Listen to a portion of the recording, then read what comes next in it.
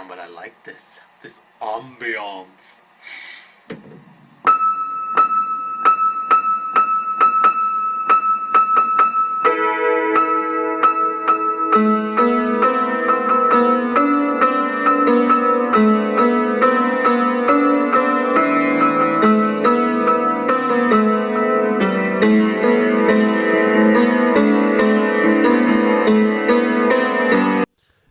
I'm just waiting for a sec for people, if they want to watch this, to jump on, and then we'll start in just a sec as we await the Fed meeting.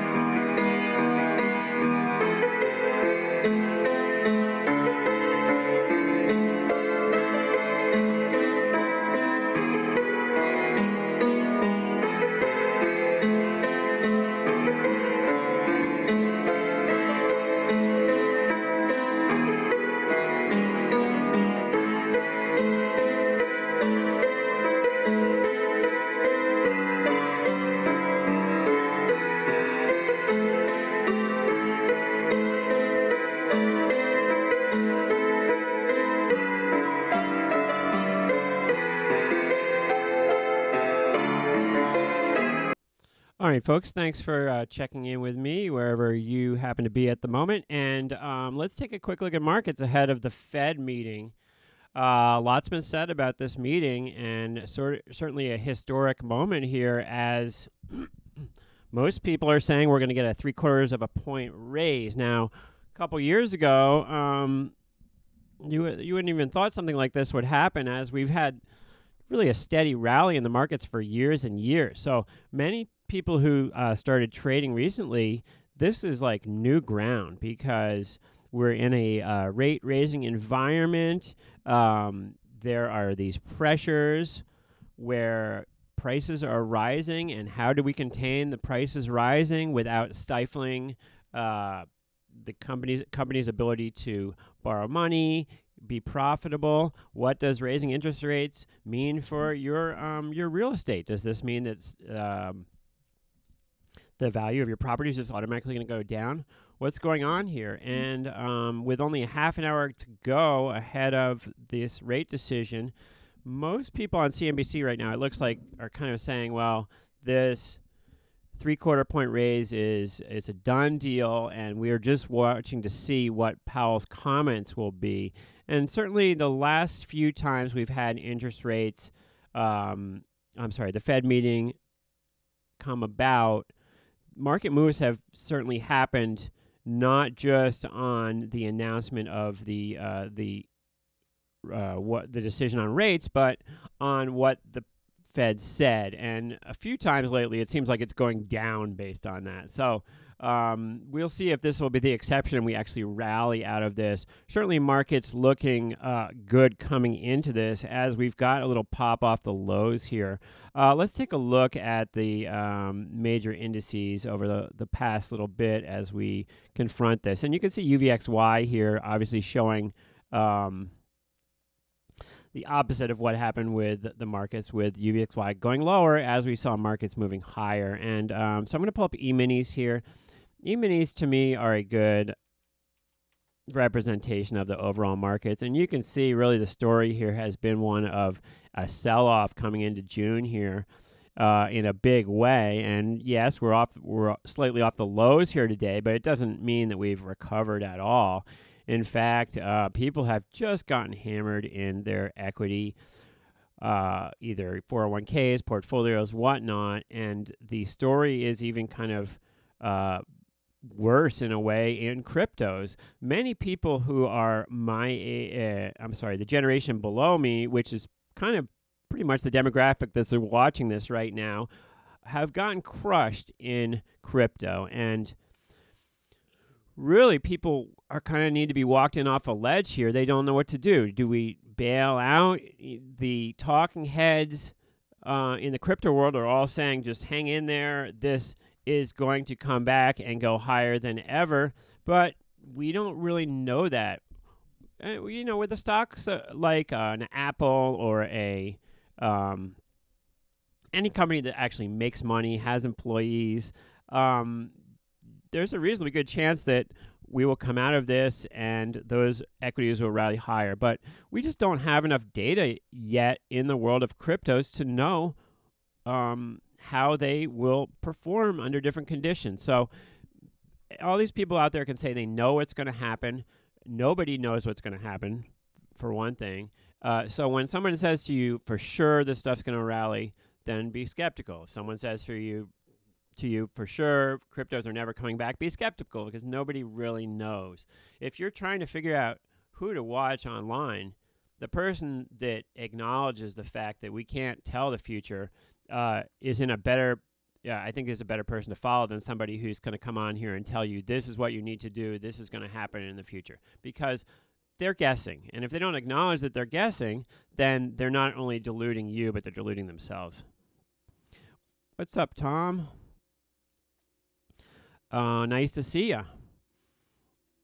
Let's see. Without control of prices, cost goes up for producers anyhow. I'd like to see oil prices allowed to rise to promote more sustainable types of energy. Well, that is certainly one of the positive notes of oil prices moving higher, is that all of a sudden you have this, A, the oil industry is making money, but B, you have sustainable energy becomes more on the table again. When oil prices go way, way down, then people kind of just give up on all this other kind of energy because it's just so cheap to buy oil. So I agree. I think that the U.S. needs to follow other countries, more aggressively go to a more green world, certainly. But coming directly into this, I have been trading UVXY today, and things have gone well. I got a good leg earlier today. If we pull up UVXY here, and I get out of the way, which would be helpful. And if we go to the daily chart in UVXY, like I said, I got a good leg earlier today. You see this move. That's not UVXY. See this move down here off the open. Well, the second move that started around 11 o'clock, I bought some puts right here around this when we were trading, actually over 16 here, and rode this down move. Actually, sorry, I'm saying it wrong. Right on the open here, I bought some puts and rode this down move down from 1640 to 1580. And what I bought, if we pull up my activity here, or my positions, I bought these puts out here, the 24 June 15.5 puts. I bought 42 of them. I paid $1.05 around for them, and then once we moved lower, I sold the front week puts against them. And so essentially, which is right here, it's the 15 puts, you see short 32 of them. So that's a calendar that I legged into, and it was a nice trade, and making $1,000. So that's great. But and then additionally, I bought a calendar spread where I bought the July 14.5 puts and sold the June. The July 14 puts and sold the June against them here. You can see 14 puts here, 42, and then selling 41 against them. And so essentially, my position right now is I'm short all of the front week, a bunch of front week stuff. You can see over here, I'm short let me change this so you can see the numbers. So just short a bunch of stuff right here. So for me, the optimal situation to occur after this Fed meeting is that we kind of just drift down to like 14. That would be great. Us ripping to like 20 in UVXY would not be good for me. However, the puts that I'm long don't expire for a while. So even if we did pop to 20, I would have time for it to come back down So not a super risky position I have on here. You see these numbers and it looks like, oh, this might be risky, but showing a delta of short 700, collecting theta, collecting 1100 a day. And then if we look at the Analyze tab, you can see here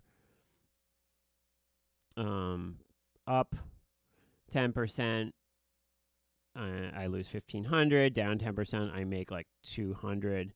And that's not including the effects of theta, which we should come in. This Vega number here is also important to the position because the theta will be offset by volatility coming in a little bit. Remember, usually when a Fed meeting happens, volatility is going to go lower in general. So I would expect option prices in here to go lower. Now with UVXY, it's tough because you have a skew on, right? So different options are at different implied volatilities. So if we pull this out here and we look at, for example, if I go out to July 23 here and widen this out, and if we pull up a chart that will show implied volatility by strike, you see, okay, well, the at-the-money strike, the 15.5 puts, 129 vol. Slightly out of the money puts, 118 vol. Slightly out of the money calls, 150 vol, right? So the skew is to the upside, and that skew is going to really dominate the way you're playing with stuff. And not only the skew, but the fact that this is based on futures, and you've got contango, backwardation issues. All of these things result in it not being real meaningful when someone just comes here, pulls up a chart. I saw this online today. Somebody came in here, pulled up a chart, and said, oh, well, it needed to fill this gap here, and then so it could move higher.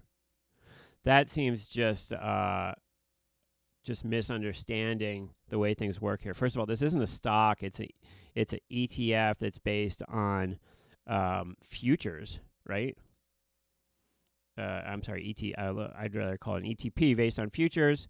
And filling a gap, first of all, to me, isn't meaningful in the stock market world either. But this isn't a supply and demand issue, and this isn't a stock that's slowly moving higher. So saying, oh, we filled the gap, now we're moving higher, is to sort of fundamentally misunderstand this whole situation.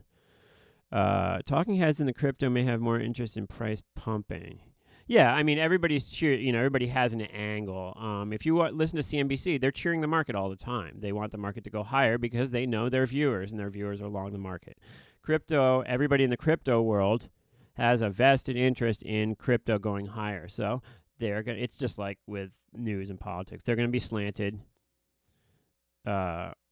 in the way that benefits them.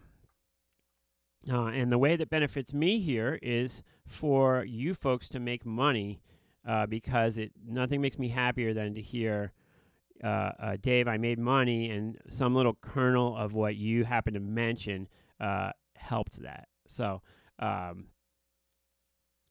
there we are. So we have about 20 minutes, something like that, until 20 minutes, 19 minutes until the Fed news comes out.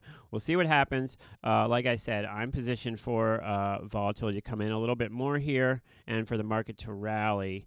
But who knows what will happen? I certainly don't. I hope that you yourselves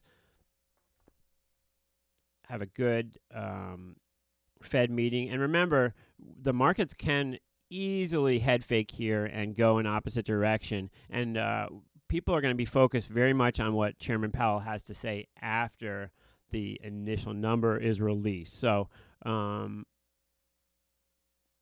keep that in mind when you're trading. Certainly, this is a market where you want to, if you have a trade on and it makes you money, I would consider taking that trade off, and then you can put a new one on later. I've been real careful today about, okay, well, if I have two sides of a trade to do, if I've done one side, we'll go ahead and do the other side so that you don't kind of get caught. Stuff moves quick, and all of a sudden something that was a nice winner becomes nothing or becomes a loser. So it's a two-way market. There's ways to make money all over the place here, but it's going fast today here. All right. Well, thanks for checking in with me. I appreciate you all. I hope you have a good trading for the rest of the session today, and I'll see you in the next one. I'm going to take off here as we are getting ready for that Fed decision. Thanks for watching. See you soon. Bye.